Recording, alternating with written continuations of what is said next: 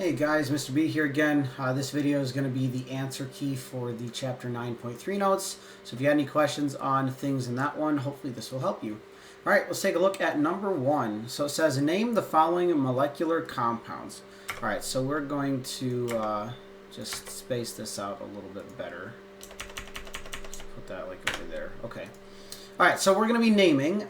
So molecular compounds, the naming system is pretty simple. We're going to be using this chart here and these prefixes to name stuff. Okay, so we're going to name each element individually, and then we're going to throw prefixes on the name to indicate how many of each one we have. So for letter A, P is phosphorus, Cl is chloride. Okay, the second element still needs to end in "ide," just like it did in the ionic compounds. So we have phosphorus, chloride. And then we're going to throw prefixes on each one. So the phosphorus, we have 1. So we're going to throw the prefix mono. And for chloride, we have 5. So we're going to throw the prefix penta. And then the last thing is, if there is a mono on the first element, we don't need to include it. So even though we put it, we're going to get rid of it. And so this leaves us with phosphorus pentachloride. And that would be the name of our molecular compound. And that's it. All right, so let's go on to letter B. S is sulfur. O is oxygen, which we would call oxide. There are 2 oxygens, so the prefix for 2 is di. Again, the prefixes here are on this chart, which is in your notes, so use it if you don't know the prefixes yet. So 2 is di, and then sulfur has 1, so we would write mono, but we don't need to include mono if it's on the first element, so we are not going to. All right. Letter C, P is phosphorus. S is sulfur, but in this case it's the second element, so it needs to have that "ide" ending, so you call this phosphorus sulfide. And then as for prefixes, there is more than 1 on the first element, so we are going to need to include this prefix. So the prefix for 4 is tetra, and sulfur has 10, and the prefix for 10 is deca. So you'll get tetraphosphorus decasulfide. All right, letter D. We have C, which is carbon, and H, which is hydrogen, but because it's the second element, it needs to have that "ide" ending, so it's going to be hydride. Now, sometimes it's kind of weird to know where to put that "ide" ending, because hydrogen obviously looks like this. So you might think like maybe it's like hydrogenide, or maybe it's like hydrogide. Pretty much it just kind of comes down to ear, like what sounds the best, but as you hear these more often, you'll just remember that it's hydride or whatever. So we have carbon, hydride. And then as for prefixes, carbon in this case does have more than 1, so we are going to need to have the prefix on it. The prefix is going to be di for 2, so dicarbon. And then 6 for the hydrogens is hexa. So we have dicarbon hexahydride. All right, letter E, N2O. So we have nitrogen, and O is oxide. And again, for prefixes, nitrogen has more than 1 here, so the prefix for 2 is di. And then oxygen does have a prefix because there's only 1 of them, and we only get rid of the mono if it's on the first element, but not the second one. So we are going to have monooxide. Now, if you do like this, like monooxide, that's fine. It kind of looks like monoxide. Because oxide already starts with an O, a lot of times we'll just get rid of the O on the mono and just have it be monoxide. But if you want to put monooxide, that's completely fine as well. Okay, so we have dinitrogen monoxide.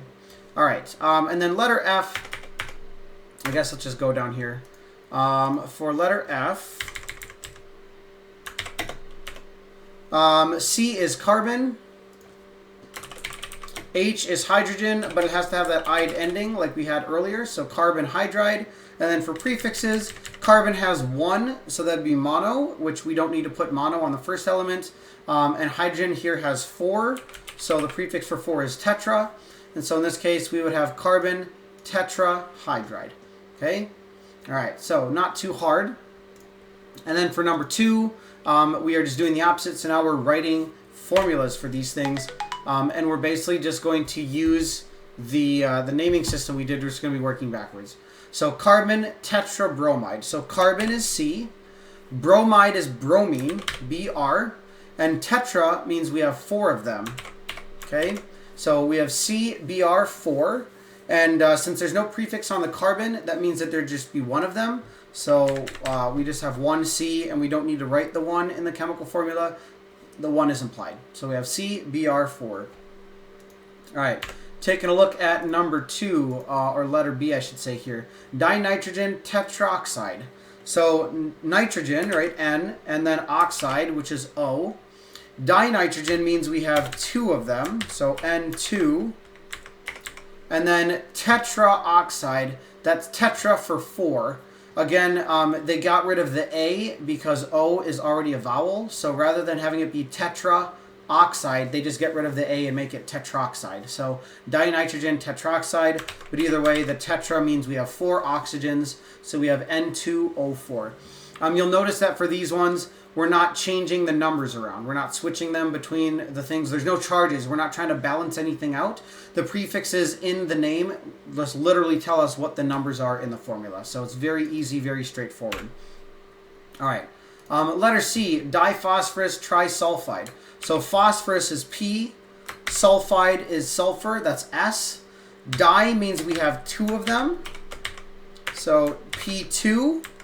And then trisulfide means we have 3. So P2S3 would be diphosphorus trisulfide. All right. Last one here, letter D. Sulfur hexafluoride. So sulfur is S. Fluoride is F for fluorine. And then there's no prefix on the sulfur, so that would just be 1. And then hexa on the fluoride would be 6. So we get SF6 for sulfur hexafluoride. And that's it. That's all there is to it. So molecular compounds are very simple. Main thing again is make sure that you know these prefixes. This is not going to be given to you on any test, so I would make sure that you know these. They're pretty simple. Most of them you hear in your everyday language, right? Like a triangle has 3 sides. A pentagon has 5 sides. Octa, like an octopus, has 8 legs. Decade is 10 years. So a lot of these prefixes you probably are familiar with just from hearing them in like your everyday language, but if you don't know them, I'd recommend taking some time to just memorize them or something. So, all right, guys, that was it. Hopefully it helped you out, and if you have any more questions, again, you can always let me know, but I will see you in the next video.